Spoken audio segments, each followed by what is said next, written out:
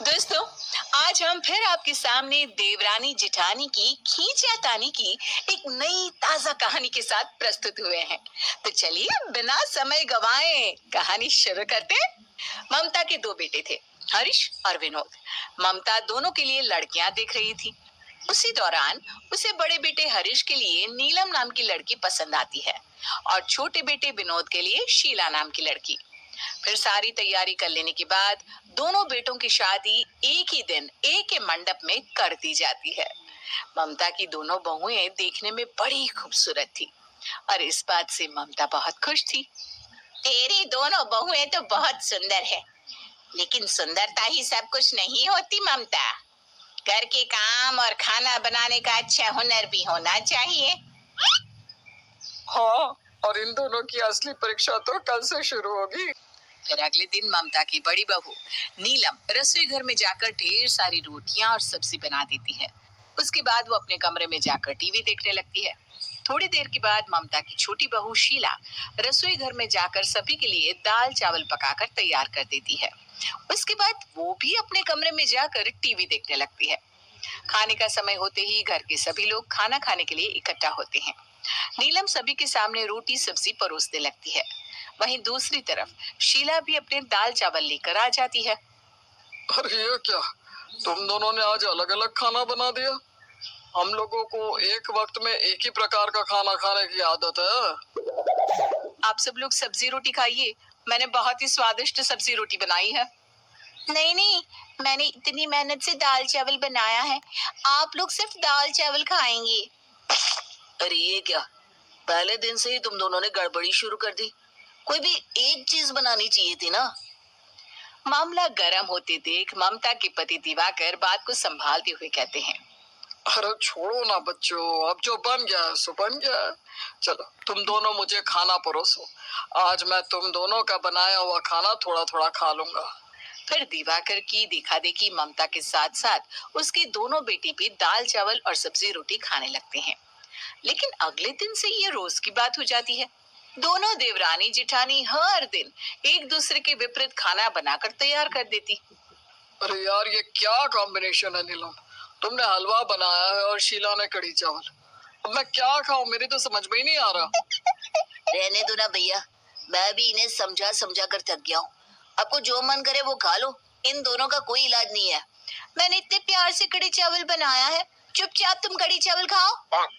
ये देखकर नीलम भी अपने पति पर जोर आजमाने लगती है। सुनो हरीश, मैंने खास तरह का हलवा बनाया है, अगर तुमने मेरा सारा हलवा खत्म नहीं किया तो ठीक नहीं होगा। फिर दोनों भाई मन मार कर थोड़ा बहुत खाकर चले जाते हैं। इस तरह नीलम और शीला हमेशा अपने मन की करती थी। अब इन दोनों की आदत की वजह से उनके पतियों के साथ साथ उनके सास ससुर भी बहुत परेशान थे, लेकिन वो सभी एडजस्ट करने के नाम पर शांत रह जाते थे। फिर एक दिन उनके घर पर कुछ मेहमान आते हैं। अपनी आदत अनुसार दोनों देवरानी जेठानी बारी बारी अपनी पसंद का खाना बनाकर तैयार कर देती हैं। नीलम सारी खीर बनाकर तैयार कर देती है।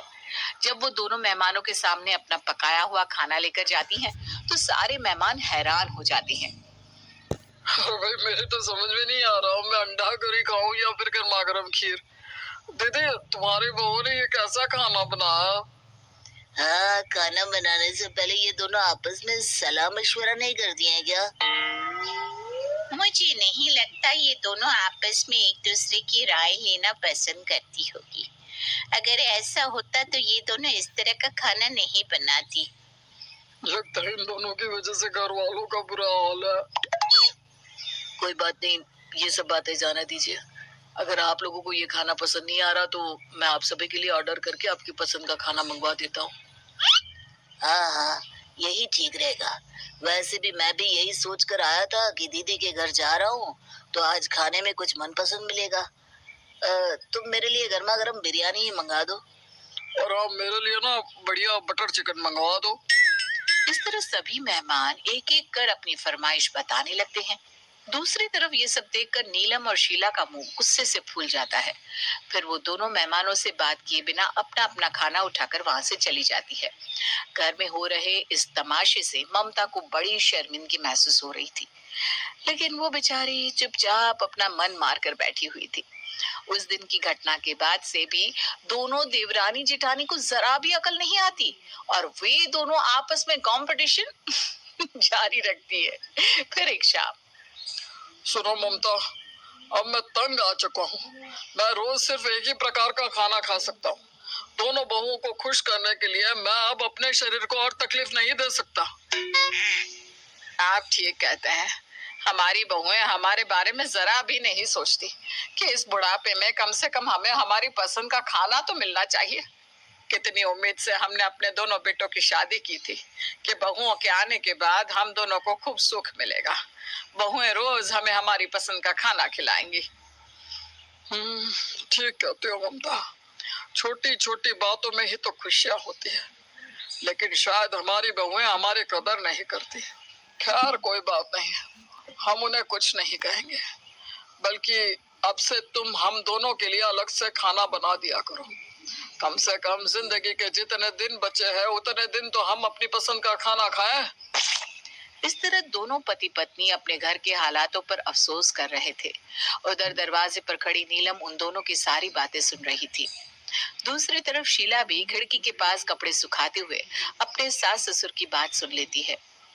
दोनों देवरानी जेठानी को मन ही मन बहुत ग्लानि महसूस हो रही थी। फिर नीलम शीला के पास जाकर कहती है, हमारी वजह से हमारे बूढ़े सास ससुर के मन में बहुत दुख भर गया ना। वो दोनों पेट भर अपने मन का खाना भी नहीं खा पा रहे। हाँ दीदी, मैंने भी उन दोनों की सारी बातें सुन ली है। उनकी बातें सुनने के बाद मुझे बहुत दुख हो रहा है। वो बेचारे कभी हमसे ऊंची आवाज में बात तक नहीं करते, बल्कि हमें खुश रखने के लिए जो बन पड़े वो करते हैं। चल, आज से हम दोनों अपने सास ससुर और अपने पतियों की पसंद का खाना बनाया करेंगे। घर के लोग खुश रहेंगे तो हम दोनों भी खुश रहेंगे। तुम ठीक कहती हो दीदी। हम दोनों अपने बेकार के अहंकार में पड़कर इन सभी को दुखी कर रहे थे, लेकिन अब से हम इन्हें इनकी पसंद का खाना खिलाया करेंगे। ससुराल वालों को खुश रखना ही तो हम दोनों का कर्तव्य है। इस तरह दोनों देवरानी जेठानी की अकल पर पड़ा पर्दा हट जाता है और इस दिन के बाद से वो दोनों अपने सास ससुर और अपने पतियों को उनकी पसंद का खाना बनाकर खिलाती है। कुछ ही दिनों में तो पूरे घर में एक सकारात्मक माहौल कायम हो जाता है और सभी लोग हंसी खुशी रहने लगते हैं।